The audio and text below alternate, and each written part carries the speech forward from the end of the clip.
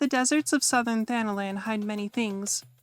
Simple relics of the past, to entire remnants of ancient civilizations. The constant ebb and flow of the golden sands reshapes the landscape on an almost daily basis. What was once there would be buried tomorrow, and what may have lain dormant for a millennium may suddenly poke its head out to reclaim a world it once lost. The ruins of the Temple of Qarn did not rejoin this world under such natural forces. It was the explosive wrath of the elder primal Bahamut that terraformed the earth and drove these forgotten remains up from their eternal slumber, granting us a brief window into one of the most well-preserved buildings of the ancient kingdom of Belahdia. Inside is a labyrinth of stone that houses gauntlets of traps and dangers to prevent would-be adventurers from seeking its hidden fortunes. The whole building rests on unstable land and is gently sinking. It won't be long before the sands inevitably reclaim this lost grail, and so today we'll be exploring these crumbling remnants and see what secrets Belahdia was so determined to hide. My name is Juliet, and this is the Eorzean Historian.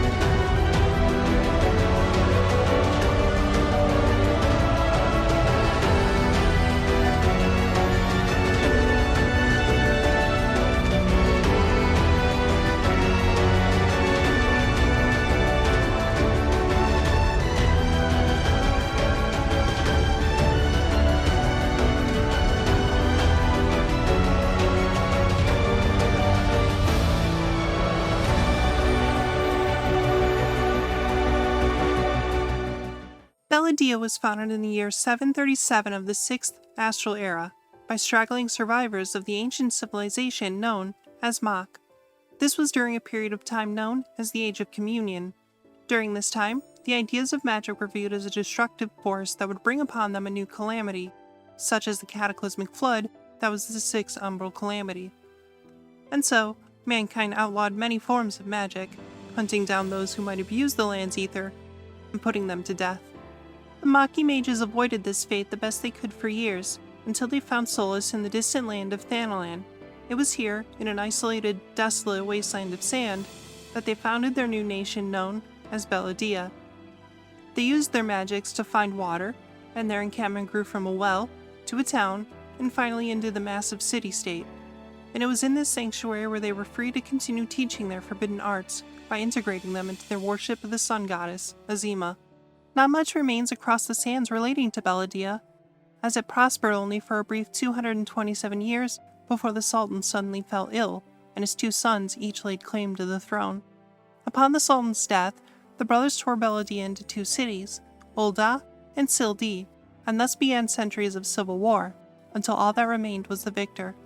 Of those few surviving remnants, we will be exploring the largest one, the sunken Temple of Qarn. Nestled in a rocky outcrop just a few stones' throw from Little Alamigo, this once heavily populated and grand temple was used as a religious epicenter of Belahdia. Their intense worship of the sun goddess Azima burned almost as brightly as the patron deity herself. However, recent excavations throughout these ruins seem to suggest portions of it may be far older than we initially thought. It's likely that the temple was a much smaller construction, built sometime during the 5th Astral Era, though whether it was used as a bastion for the Warden before Belahdians, we simply don't know. Immediately upon entering the grounds, we encounter several interesting things, the most dangerous of which are these massive stone golems that wander the sands. It's a firm belief by many historians, myself included, that most, if not all, stone golems in Thanalan were constructed by the mages of Belahdia, which is an interesting find because it seems they've adopted magics used by the enemies of their Maki forebears, the Amdapor. Certainly the greatest concentration of these creatures is placed here, around the temple. It's likely they had once been concealed within, but the temple's resurgence caused an outbreak. Brushing the threats aside, we are left with the not-so-animate stonework of this lost civilization. Imposing pillars line the main ingress, along with a labyrinth of walls and heavily decorated archways. The pillars are all simple, with basic geometrical patterns, while the archways had much more going on. Decorated filigree trim may have once been painted bright gold, and large feathers or leaves frame the doors. There are engravings of different kinds, with most notable and prominent one being the symbol of the warden herself, Azima. Though, curiously, there are small depictions of pillars and a domed ceiling as well, which can be compared to other ruins that display the same image, only larger. It's believed these might be depicting Belahdian architecture in its original form. When we look at the ruins as a whole, we can see there were separated rooms, each holding a different style of tower, some with a pointed roof, others with a flat roof. Almost the entirety of this complex was covered in a ceiling, with crumbling remains still present long after its collapse. There are also very prominent dual archways that may have been used as doorways or just windows. It's unknown what the towers beyond were used for, or why they were given their own separate chambers, but their structural design is reminiscent of the towers of Mach, showcasing the Belahdians' pride of their own history. From what we can see across this main road, there were two other entry points. Immediately to the right, we can enter one of the chambers and find a partially submerged stairwell leading up to what is now known as the Ring of Ash. Where the stairwell was meant to lead towards is unknown, as nothing remains beyond but our imaginations. The other entrance is closer to the front. At the end of the road, just before the stairs, a prominent path is dug to the left and leads to one of the other archways. Like our other egress, however, all signs of Belahdia stop there. Which leaves us on the steps of the main structure, the temple itself.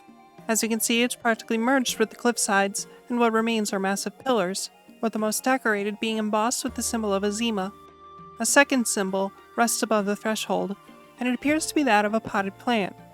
It's unknown what this was meant to represent, and whether it was the symbol of the city, we don't know. It, as well as identical structures, can be found in eastern Thanalan at the Invisible City, which is believed to be the tomb of Lalafuto IV. Immediately upon entering the temple proper, we are greeted by a large stairwell. As you can see, despite the various pile of debris, much of the building is intact, including the ceiling. The walls are decorated with Belahdian lamps, crafted from iron and blue crystals. I believe they're aspected with ice magics to not only give that relaxing glow, but possibly even aid in temperature control within the broiling halls. If we follow the stairs, we find ourselves in the unforgiving desert heat on what is known as the Sun Terrace. It's here that we get our first complete view of the temple's layout. It is exceedingly large and very symmetrical. There are multiple levels, as you can see by these decrepit floors and walls. In the distance, we can see the Cameral Chamber, the main gathering point for worshippers, though we'll get to that in a bit. An aerial view showcases the temple in its near entirety, and you can see it follows a long shape. We know that further ahead, there are 4 secret chambers, and so when I gazed upon this layout, I thought, where have I seen this before? The Belahdians were notorious for their clever traps and hidden treasures, but true worshippers may find all the guides they need plastered right beneath their noses. On the columns of the Sun Terrace, as well as other places throughout the temple, there is a geometric pattern that, at a glance, may seem to be nothing, but I find it suspiciously similar to the layout of the temple itself, showcasing, in an abstract way, the 4 hidden chambers deep within. This is only a theory, but it seems so similar I can't help but wonder if it was an intentional clue. Now, somewhere between 600 years of rest, exposure to the elements, and being violently uprooted from the grave, the temple has suffered severe damage. The stairwell to the left of the terrace is completely blocked, while the stairwell to the right is where we'll head once we're done here. As if to showcase the terrace's importance, different crystal lamps were used to light it. Given the name, it's unlikely that a roof ever fully covered it. Strange geometric patterns are plastered along the walls and later seen elsewhere in the depths. It consists of 11 triangles. I once thought perhaps it could signify the 12 city-states of the 5th era, but as only 11 triangles are present, I'm at a loss for what it can mean, if anything. Given how prominent it is, and how it's constructed, I'm sure it means something. But these are, alas, set dressings to the main artifact calling this spot home. Sculpted from beautiful multicolored stones rests an object known as the Warden. This is an ancient Belahdian monument that depicts the Warden's son and a scale with the tablet of a flame and fruit. These are tablets we can find deep within the chambers, and this monument is really a set of directions on what to do with them. There is a clue, or some kind of direction, inscribed at the base of this artifact, but the stone is so worn, it's practically impossible to interpret.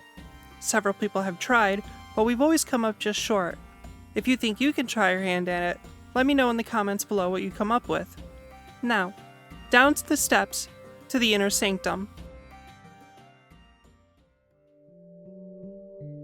The first thing we encounter at the base of these steps is a chamber that I believe was once above ground, as showcased by a beautiful window against the back wall. Dirt, mud, and sand has poured in, really giving credence to the fact that this forsaken temple is slowly sinking. At the top, we can see a stylized Azimuth sun, and plastered all around the room are bizarre geometric formations that have no clear meaning. One theory I have is one symbol is meant to represent life, and the other death. It's possible that the lower circle could indicate birth, while the absence of that lower circle into fragments may indicate loss. This is pure speculation, though. One artifact that immediately draws the eye is a pedestal, with the tablet of a helmet resting on top. This tablet is known as the Helm of Might, and its purpose is a key to unlock mechanisms deeper in the temple. Before we depart, I'd like to bring your attention to a very out-of-place discovery. Atop the columns leading to the next room, we can find the symbol of Azima, only these are inverted, perhaps to signify going deeper into an underworld of sorts. The next chamber is horribly mangled, resting lopsided and crumbling with every breath of wind. It's more or less empty, save for one unique enemy encounter, the Qarn Facer. These enchanted golems were crafted by Belahdians as a deterrent. Early in the 6th Astral Era, it was common for looters to steal mummified remains and ground them into a powder to create cure-alls. To avoid that fate, Belahdian royalty would lay their tombs with traps, one of which was the Facer. They were animated with latent magics that would only come to life if someone approached them. Each Facer is believed to have a word that, when uttered, would render it silenced. However, those who knew these words have long since left this world. The last chamber of this section is much like the other, down to the drowning window. It also houses a pedestal in which sits the tablet designated the Gem of Affluence. I will return these to their proper place, I swear. Tatamefu II is best known for being the very first Belahdian monarch to begin expanding and converting the ruins of this 5th era relic. His most notable addition is known as the Oratory of Tatamefu II. An oratory, for those who don't know, is a small chapel, typically used for private worship. Upon entering, we can find several things different from most of the temple. Surrounding the room, as if keeping vigil, there are decrepit statues of some kind of animal. With many of their heads turned to dust, it's difficult to identify its exact taxonomy. But we can see it was a quadruped, held in high esteem by the Belahdians. Another oddity is that the lamps that hang from the walls exhibit a deep violet glow. It's possible that the crystals are infused with lightning ether, but to what end we have no idea. It seems to be a way to distinguish a quieter, darker place than other locations throughout the temple, and not just visibly, but perhaps morally as well. For within this tiny chapel, we can find a fearsome and deadly void scent known as a Terratatar. This unholy beast is capable of inflicting doom on its opponents, bringing them a swift and unforgiving end. Likely summoned by Tatamefu II in order to guard this place, its very existence shows how early Belahdians still held their ancient Maquis knowledge of void summoning to heart. There is a built-in mechanic that can be used to combat the effects of the Terratatar. These metal plates will randomly ignite with a light that purifies the doom spell, giving someone a fighting chance. It was likely implemented as a countermeasure for Belahdians themselves, but for every hidden secret they have, there's always a key to be found that unlocks it. It makes one wonder if they truly meant for their secrets to stay hidden forever. The final chamber before we exit seems to be some kind of processional chamber. It's a spacious room with several piles of debris blocking the second half. Examining it from an aerial view shows it has symmetrical design, with 2 raised platforms on either side, both having fences to prevent anyone from falling down. In turn, that implies frequent use by the people. The room's simplicity ultimately is what makes it so difficult to understand. There's an aisle between the platforms, and it leads to a solid wall. The platforms themselves have 2 sets of stairs each, and contain large crystal lamps. Other than that, there really isn't anything about this room to suggest what it might have been used for. The only thing we can say for certain is that the aisle leads directly towards our next chamber. This chamber is just as much of an enigma. Currently, it contains nothing to note, except a type of facer called an avoir du poids, so named after a system of weights, because its purpose is to apply pressure on a metal plate and unlock the door to the next room. Ere we depart, however, I would like to bring your attention to one of the most perplexing discoveries within the temple. Bathed in the same mysterious violet glow, this room is surrounded by colossal statues of knights bearing large shields. Now, while Belahdia was primarily a Lalafellan population, it was by no means exclusive. However, much of the temple is constructed by Lalafellan rulers, and it bears the question, just who are these guardians of stone? Their proportions are not Lalafell. They're more akin to Hur or perhaps Eorzean. As far as we know, there is no record to indicate an elite group of Huron guardsmen or the like, but it might be possible. Perhaps they felt these statues must be tall, to be even more intimidating. But I don't think the Lalafellan rulers would sell themselves so short, which leaves the possibility that maybe, just maybe, these belong to the fifth era portion of this structure. The Rosarium of Lalafuto I was one of the largest expansions to the Temple of the Sun Goddess. It was an open, outdoor section of the temple that was once covered in hanging gardens of roses. We know this because the name Rosarium means a rose garden. This is where many of the processions would have taken place. It might have been used as a social park of sorts too, where people would gather and see the fruits of their sun goddess's labor. It currently consists of 3 more waits. The first 2 open adjacent doors, while the third opens a gate on the opposite side. The nearby chambers have nothing major to note, except more pedestals containing more tablets, the Fruit of Knowledge, and the Flame of Magic. They do also contain reanimated dead, and it's interesting to note, the skeletons are also quite obviously not Lalafellan. Perhaps enemies of the state, rendered into undying servitude. The eastern half of the Rosarium, which has been blocked by fallen pillars, contains 2 large alcoves of wall that are actually hidden doors. As you can see, beside each one is a pedestal with an impression to place one of the many tablets we've collected. The Helm of Might opens the left chamber and the Gem of Affluence opens the other. Respectively, these halls are known as the Vault of Steel and the Vault of Wealth. Inside they are virtually identical, both sporting the deep violet lamps, more of those crumbling animal statues, and various treasures left behind. Some of the most fascinating are vases and urns, still resting where Belahdian hands placed them over 600 years ago. Off to the north side of the temple there lies large chambers leading underground. These chambers are massive, but contain no hints or clues as to what they may have once been used for. Following them will lead us into the depths, the most recent expansion of this temple. As we descend into the caves beneath Qarn, we can find a vastly unfinished network of tunnels. This section was an expansion by the last Belahdian ruler to work on the temple, Lalafuto IV.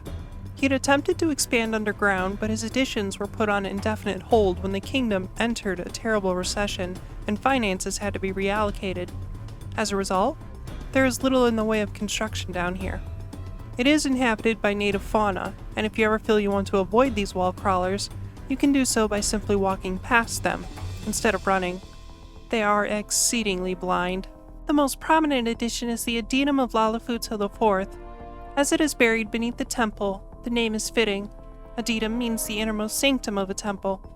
It is barred on either side by massive gates, and the interior is lit by those same violet lamps. This area is guarded by a massive golem, known simply as a temple guardian. Again, we are approached by the question of why the Belahdians constructed and experimented with golems, considering they were an Ambulatorium staple. Perhaps it was simply the result of the overabundance of stone, and their desire to separate themselves from the void magics that destroyed their kingdom. Located within the chamber, we can find a mangled fence with alcoves and sarcophagi, clearly meant to be used as a burial ground of sorts for Lalafell, and protected by the golem. But alas, any remains of those who might have been placed here no longer exist. Perhaps, in the haste of the chamber's construction, they never were. Perhaps one of the most famous monarchs of Belahdia's rule was the Sultan Lalafuto III. He was a prolific ruler who is credited with constructing the Rosarium's extension, called the Rosarium of Lalafuto III. However, in the year 871, he had disappeared under mysterious circumstances. It wasn't until 2 years later, in 873, that the search was considered abandoned, and his wife, Memeto, is crowned Sultana. There are theories that she may have had something to do with his disappearance, but no solid evidence has ever been found. There is a bit more to the story, but I'll let you discover that for yourself. Be sure to check the credits at the end of the video to find out where. As for his Rosarium, we can see it's quite a bit higher up, forcing you to walk up a few flights of stairs. It's barred by a massive gate that can be opened by an avoirdupois, and it leads up to a platform. Like the other Rosarium, we can assume this area was once densely packed with roses as well. It also consists of 2 more hidden chambers. The left pedestal uses the Flame of Magic to open the Vault of Ether, while the right uses the Fruit of Knowledge to open the Vault of Secrets. Both, like the others, are packed with artifacts and treasures. Upon dispatching another avoirdupois and its trigger, we open the massive door that leads to an artifact known as the Inquisitor's Measure. The hallway is filled with the same towering statues, and has a high concentration of condemned spirits. The hall leads to a chamber that holds a massive sealed door. The door is decorated with red and gold stones, and is an incredible display of the geometric patterns common in Belahdian architecture. At the top we can find the stylized Azima's sun, but the massive door isn't the only interesting thing to find. There is a single, crumbling device, identical to the warden we found on the Sun Terrace. This, however, bears no plaque or symbols of tablets, instead offering small shelves to place tablets upon. Get the combination right, the door will open. Get it wrong, and undead spirits will ambush you. But it's not the only door that opens for us if we get it right. Once we copy the inscription's clue from the beginning of the temple, and place the Flame of Magic to the left and the Fruit of Knowledge to the right, we can tip these scales of judgment, and open not only the door to the Cameral Chamber, but a secret passage to our left, called the Oratory of Memeto the Meek. Yes, the very same Memeto who became Sultana after her husband, Lalafuto III, mysteriously vanished. The oratory is lined with those same gargantuan statues, and a small collection of treasure can be found here, but what's most interesting is the sealed door at the end of the hall. I only hope to catch a glimpse of what's inside later, as it's barred for now. The Cameral Chamber is the final and largest room of the sunken Temple of Qarn. It's illuminated by a mix of blue and violet lamps, and you're immediately surrounded by several destroyed statues. These statues depict guardians of Qarn, with one that's larger and actually animated. This creature is known as the Adjudicator. The name of this being suggests its purpose was to deliver judgment upon a soul. This makes sense given the name Cameral refers to a judicial or legislative chamber. It would seem the temple not only saw its worship of Azima, but religious judgment upon those who would defy Belahdian law or belief. At the far end of the room, we can find what appears to be a massive throne, either where the Adjudicator would stand on a platform, or even a Lalafell leader of the temple sitting above the symbol of Azima. Regardless of what being claims this massive pedestal as their own, one thing is definitely for certain. You did not want to be at the receiving end of their judgment. There were 3 sets of clothes recovered from the sunken temple, and it's believed these are artifacts of Qarn. One outfit is a simple tunic with chainmail. While Belahdian knights were known to wear heavier armor, this was likely used as a lighter variant. It has a silky texture, which is good against the heat, with piced skin farmed from the nearby scalekin and leathers from some sort of local fauna. Strangely, the chainmail is painted or forged black, which I can only imagine was blistering against the wearer's skin in the desert sun. Perhaps it was a form of strength and endurance, but you'll not see me flaunting it in the heat. As you can see in our second set of clothing, this outfit seemed good in combating the unforgiving sands. Tall boots, covered body, a bandana, and thick goggles would be ideal to protect yourself against a raging sandstorm. We even found a whip, which was likely used to tame wild beasts or keep foes at bay. While the thick layers and scorching leather wouldn't breathe too well in the heat, it would serve very well for one traveling in the frigid nights. The final article of clothing found is the most striking of the bunch. A lethal combination of bright yellow and pitch black brings to mind the many deadly wasps that skulk the halls of Qarn. This robe was likely used by magic wielders, as the mask it came with is imbued with a violet gem that retains some residual arcane properties. The bold, sweeping lines on the mask and geometric patterns hewn into the fabric are reminiscent of Qarn architecture. One noble trinket found within the robe is a tiny brass necklace with a unique pattern. It almost looks like one of the wasps, or a stylized version of Azima's sun. Regardless of its meaning, the mages of Qarn had no qualms about instilling fear into their opponents.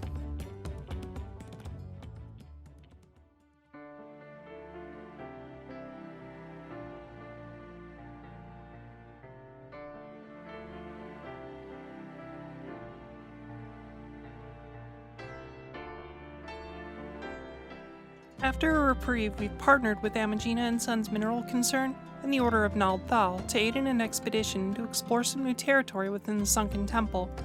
It seems as if treasure hunters have triggered an entire array of new traps and unlocked new passages. We'll explore what changes have been made and see if there's anything more we can dig up about this lost civilization. Right off the bat, the sense of danger and urgency has shifted as swiftly as the sands. The once calming blue lights have morphed into an eerie greenish glow, perhaps to signal that emergency measures have been unleashed within the temple. The Sun Terrace is more or less the same, but has now been invaded by reanimated Belahdian knights. We can see, from a safe distance, that their armor is not terribly different from sets you can find today, but I expect they are far from the familiarity we're used to. Dispatching them allows us to see an incredible debris field has blocked the right stairwell, while the left has been fully excavated. This stairwell is an excellent example of what the window should look like when dirt and sand hasn't cascaded in. Once we reach the base, we can see this was once an obscured stairwell just outside the Oratory of Tatamefu II. The room itself has not changed, but the denizens within have. A Qarn facer, once dispelled, carries a sun sphere, which is a key to devices we'll find later on. The door to the Rosarium has been barred, but a simple placement of the sun sphere allows it to open freely once again. As if spawned from oblivion, the once barren room of knights now holds massive iron spear traps, ready to impale anyone foolish enough to get close. And they aren't alone, as another lesser void scent called a Camptotar stalks the chamber. As with the other hauntings in the walls, the void scent was likely buried away and released when the alarms were triggered. Acting as a guardian, its defeat opens the way to the Rosarium, but the way is blocked by piles of rubble, likely created by blasting a hole in the floor. The hole, coincidentally, unveils a further expansion of Lalafuto IV's unfinished excavations, previously hidden away by walls of dirt. Shards of artifacts have named this area the Ambulatorium of Lalafuto IV, which means a passage around a cloister or the processional way around a church. The only other object found inside was a large damage adjudicator. It's unknown if this is different from the other one, but progressing further shows the stairwell taken previously had been completely caved in. Those treasure hunters really did a number on this place. Please, if you ever find ruins and relics, treat them with kindness and respect so they may be enjoyed by generations to come. The Adytum of Lalafuto IV is guarded by pieces of a golem known as Vicegerent. Craftsmanship and advancements in golem technology showcase a creature created in the later half of Belahdia. There's far more to explore about this creature, but we'll return to it ere long. Like the previous, this stairwell is blocked as well, and we can find another Qarn facer wandering these secluded tunnels. Defeating it reveals a moon sphere, which we can use to open the gate at the end of this recently excavated tunnel. In doing so, we find an extremely interesting chamber. Firstly is the large stone edifice that leads upstairs. It's guarded on either side by long since shattered adjudicators, and nearby are the shredded remains of a gate. But it's the walls that are the most interesting. As you can see all around this chamber, there are straight direct lines, evidence of excavation equipment, and what's fascinating is these may very well be the marks left behind by Lalafuto IV's team of engineers. An incredible window into a moment of time where people simply one day never returned to finish their work, and so it lay, isolated and preserved, for hundreds of years. The stairwell leads us back to the Cameral Chamber. Where the throne or pedestal once sat, there's now a cavernous maw. It's likely that a glamour had been used to hide this passage, and it was undone in the wake of the alarm. The interior is mostly the same, though an empress of sap attenders has attempted to lay claim to the throne here. It's unknown whether she was part of the traps, but it's more likely she just wishes to claim the ruins as her new kingdom. Upon leaving the chamber, we can see the Inquisitor's measure has gone missing, likely looted or dismantled.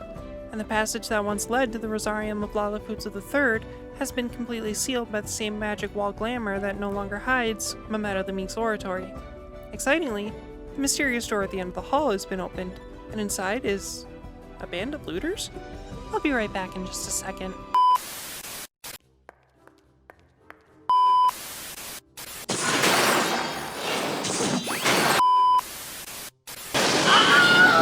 Sorry, it seems they had stolen a star sphere from one of the Qarn facers, and unceremoniously tossed its stone corpse in a pile of rubbish, and hush, I know I did something similar, but it was respectfully, and I have every intention of returning the trinket to their place, or, carting them off to the appropriate museum. The passageway then leads to a brand new room, one filled with sarcophagi and the spirits of the dead. Barely walking into the room causes mummies to appear. Mummification was a famous burial rite performed by the Belahdians. Typically revered and protected, it seems these specific specimens were condemned to being traps, cursed to rise and feast upon unsuspecting explorers. The final chamber before returning to the Rosarium is actually one we visited before, though briefly. Having once been fairly empty, it too is now filled with sarcophagi. With most of them empty, it's safe to say that many of the looters have already met their demise. The Rosarium of Lalafuto I has changed dramatically. Much more of the debris can be seen, but even more, a contingent of Belahdian knights has been reanimated. Assisted by a Qarn golem, they protect the entrance to the rest of the Rosarium. Defeating them opens up the previously hidden vaults, but the most interesting change lies in these newly appeared magic pedestals. The mechanism is what's required to solve in order to proceed to the final location. Their design is simple, but their crystals are not. They have a pale glow, which ignites when you place the corresponding sphere in their indents. The beams of light converge, and it showcases just how attuned to magic the Belahdians were. Here at the end of all things, we encounter the Vicegerent to the Warden. A Vicegerent is a person who exercises delegated power on behalf of a ruler or sovereign, in this golem's case, a Zima. As you can see, the construction of this golem is immaculate compared to its earlier forms, like the Adjudicator. It's an excellent example of just how advanced Belahdians became in such a short span of time. Unlike the Adjudicator, though, the Vicegerent does not seem intended to pass judgment, but merely impose it. It wields executioner blades in either hand, sentencing to death all who would befoul her halls. It was very likely that not only was this the latent guardian of the temple, but also the executioner. This is apparent over its command of vast armies of undead, controlling the Belahdian knights, as well as the battalions of mummified individuals, of whom we can assume are likely the remains of criminals and enemies of the state, forever cursed in servitude of the one who tore their souls from their very bodies.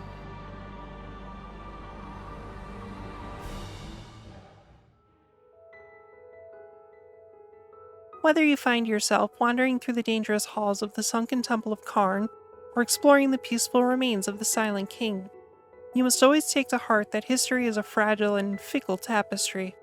One wrong move, and the fabric of its stories may be completely unraveled. So the next time you find yourself visiting that curious little site you've been eyeing, remember to take a moment and embrace the reverence of the road you walk, for that road was paved by lives just as normal, just as important, and just as loving as yours. Thank you so much for watching this video. I hope it was as much fun to watch as it was to make. I'd like to start by thanking the real Pentagon for correctly guessing this video's location. How in the world you did it, I'll never know. As always, if you want a special shout out yourself, take a moment to glance behind me and see if you can't guess the topic of my next video. With All Saints Wake and Halloween just around the corner, I have plenty of upcoming events both in and out of game. So, if you'd like to stay up to date with those, be sure to join the Discord linked in the description below. And, if you enjoyed this video, be sure to like, sub, share, and comment your own theories on what some of these mystifying patterns might mean. This has been the Eorzean Historian, signing off until our next great adventure. Ciao for now!